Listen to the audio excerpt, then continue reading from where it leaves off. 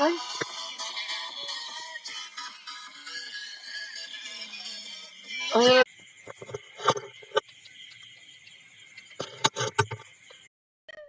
আচ্ছা, আর তুই দিবি নাকি থাকবে?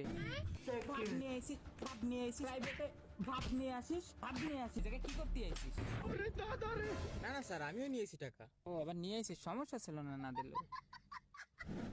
হ্যাঁ প্রান্ত তুই? স্যার আমি সামনের মাসে 2 মাসেরটা একসাথে দিয়ে দেবানি। আরে কোনো সমস্যা নাই, একদিন না একদিন তো টাকা দেবে ভাই, পড়াশোনার উপরে তোমরা মন দাও, কোনো অসুবিধা নাই। টাকা পয়সার বিষয়ে কোনো লজ্জা করবা না। আচ্ছা যারা তুমি বলো আপেলের ইংলিশ কি? Sir Apple. গুড। আচ্ছা তুই বল কলার ইংলিশ কি হবে?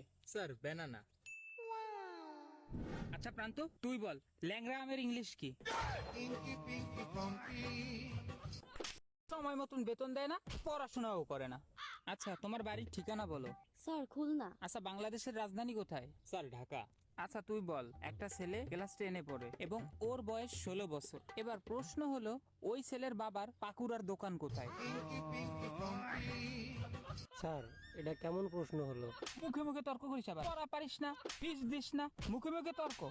আচ্ছা যারা তুমি বলো অপবিশ্বাসের স্বামীর নাম? স্যার শাকিব খান। আচ্ছা তুই বল বুবলির স্বামীর নাম? স্যার সাকিব খান। এবার তুই বল কাজী নজরুল ইসলামের মামাতো ভাইয়ের নাম কি?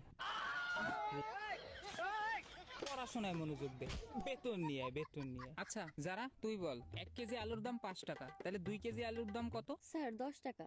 আচ্ছা তুই বল 1 কেজি আলুর দাম যদি 10 টাকা হয় তাহলে 2 কেজি আলুর দাম? স্যার 20 টাকা। গুড।